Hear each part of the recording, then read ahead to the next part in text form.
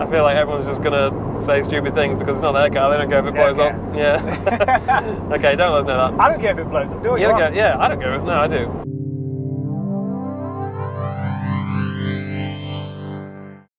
Right, general update video today. General update vlog. Or vlog, yeah. Vlog update, whatever you want to call it. Whatever you want to call it. Bob. So, running costs update for the R8 first. Because you mentioned that we did the running cost video for the R8 like a year ago, something like that? Probably, yeah. And like you said, it's kind of changed a bit now, hasn't it? Like, yeah, the perception of it. The picture that video paints is kind of like, it's not too bad. It's not too far off, but I think it makes it seem a bit cheaper than it actually is in reality. Yeah. Sorry. This video's just going to be ruined by just every now and then. Yeah, so there's been sort of like enough little bits that have happened between then and now that I've kind of like, not like, oh my god, 20 grand to rebuild an engine, but enough to say, especially because some of the things you're going to touch upon are the same on the V8 R8. Yeah. So anyone who's thinking of a cheaper, lower price V8 R8, these costs are still the same. So it just puts it into perspective a little bit more. Yeah. I think it's worth kind of touching on. I think the first video, I mentioned the service costs being about 350 quid for a service, which is true for the minor service. The major services, where they're changing the oil and all the filters and everything, are quite a lot more expensive, as I've just found out today. I dropped the car off to get serviced at Audi today, thinking it was going to be about the same sort of price again. But no, now this time it's £850.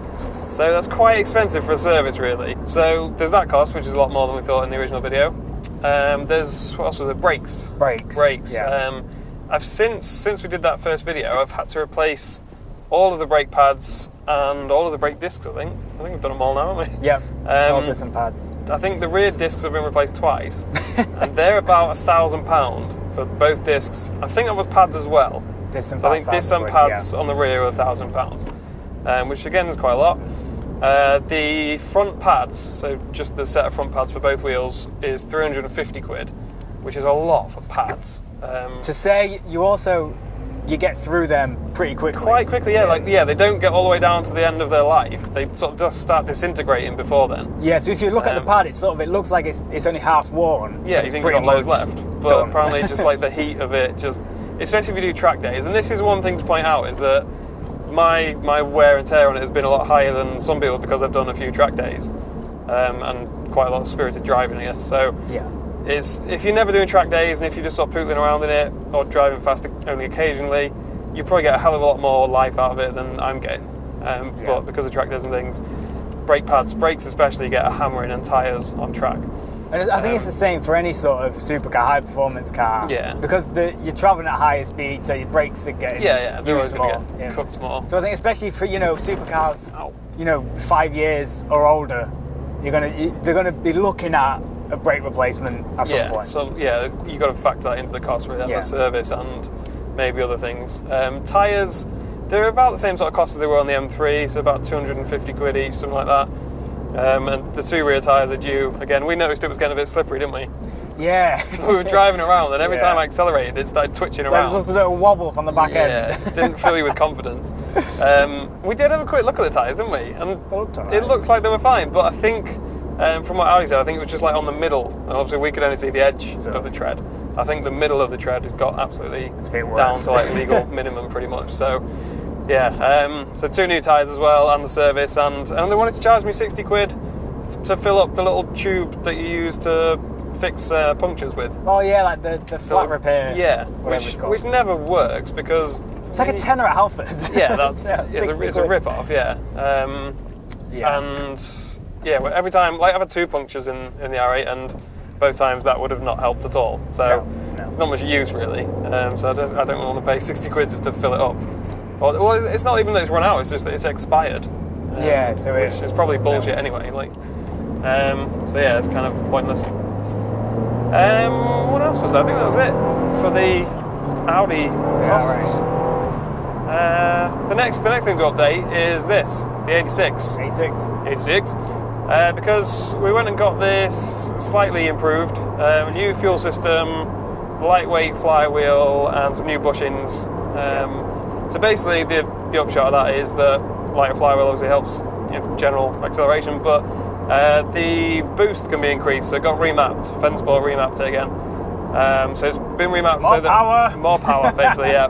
On the higher boost map, the lower boost map's still the same. The higher boost map is now 0.8 bar of boost, whereas before it was like 0.6. So it's a noticeable difference. It's not like absolutely crazy different.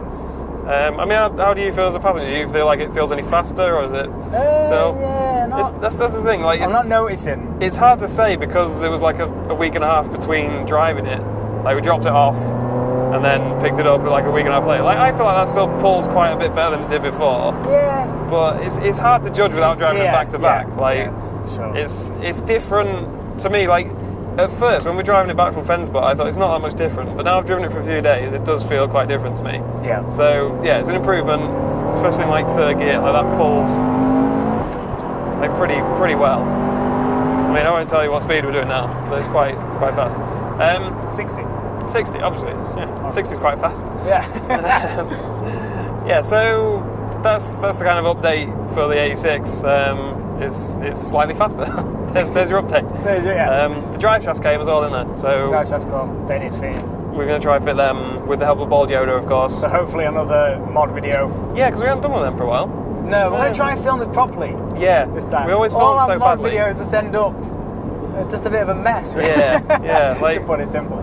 We never have like a good sort of introduction, a good here's what we're doing, a good video of what we're doing, and then a good summary. It's always just random bits that we filmed when we could. Throwing tools at each other. Yeah, exactly. And then we kind of lose track of filming stuff. So this time we'll try and make sure one of us films. Not like a proper how-to video, but at least so you guys, because sometimes because we're busy doing it, you're not filming it, so like we miss steps, and then it's just choppy. You go from oh my god, we can't get a disc off to oh the brakes are replaced. Yeah. Like, so we're just going to try and do a little better for you guys. Yeah, so hopefully that'll be a bit better. What we're doing the drive shafts themselves, which for American people we're talking about the axles. You call drive shafts prop shafts, I think, or the other way around. I can't remember. But the drive shafts, we're talking about the two bits. Stick it to Google Translate from English to American, and you'll figure it out. We're on about the two bits that come out of the diff and go to the wheels, basically. Yeah. Okay, drive shafts. Exactly, drive shafts. Why would you call them anything else? Who knows? Sidewalk, I'm on board with. Sidewalk, that makes sense. But not that. No, sorry. No. Drive shafts. Drive shafts and prop shaft. So yeah, there's that. There's some bushings that are put in for the diff housing. More bushings. Diff mount, not different to the bushings that I've just been Lots of bushings. There's so many bushings. Because the bushings that come on this car as stock are so soft, honestly. If you see a video of the underneath of one of these stock, everything's fucking flailing around. Like, it's just so much movement. Like, the diff is moving, the subframe's moving, everything's very loose. Which you do actually notice. When I first got this, I thought the throttle response was just really shit. And that, like, when you got on and off the throttle, there was like a big delay. And I thought it was just the throttle response. Turns out that it's actually the bushings on the subframe, the rear subframe. Replace them with stiffer bushings, and now it's like much crisper when you come on and off the throttle. So it's not that, like, energy's not getting transferred. Exactly, yeah. It's not just slapping around, like the diff's not taking up all the slack, or the subframe's not taking up all the slack. So yeah, that actually helped quite a lot, which is, I would never have thought to like put new bushings in the rear subframe to fix throttle response, but yeah, turns out that does. Top tip. So yeah, so there's more bushings going in. There's one for the gear stick, which I don't quite understand exactly where that goes, but it fills some void under there that makes the gear shift a bit crisper. I don't know. And then there's ones for the diff housing or the diff mount or cradle or whatever you want to call it. Yeah. Which we should probably do when we're doing the drive shafts, because we'll be lowering the diff down then. Right. I think that's about it. But then the question is then, once we've got the new drive shafts in, how much power do we go for? How much boost do we map it to? The guy at Fensport kind of said he doesn't really know after this point, because they're using race fuel, so that's got a lot less chance of blowing things up, basically. Right. Whereas we're going to be running normal super unleaded. So next thing to go is the engine. Pretty much, yeah. Next thing that's going to blow. Nice. So I'm thinking, once the drive shafts are in, do we just map it fairly high? Let's just run like 1 bar of boost or something, see what happens. Or do we put like do we go forged pistons and forged conrods to kind of prepare for mapping it higher? Or do we just map it higher and then do forged pistons and conrods if we want to go even higher? I don't know. It depends if it breaks and like shoots something out of the engine block, then the whole job's fucked. Yeah, which is what happens. Right. I've seen someone with one of these who had it boosted, and the Conrod did smash straight out the engine block. Right. 2JZ time. Yeah. Maybe best to do some internals then. Yeah, but the thing is that they're really expensive. It's like max boost. Yeah, there we go. Decided. Yeah. Decided. Yeah, so I don't really know what the plan is with that, to be honest. Kind of winging that. I know everyone in the comments will be like, just whack it up. Not power. But yeah, I don't know. Yeah. We'll see. We'll see what happens with that.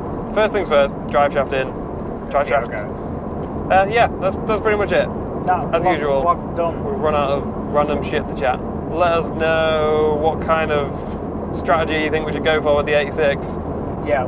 I feel like everyone's just going to say stupid things because it's not their car. They don't care if it blows up. Yeah.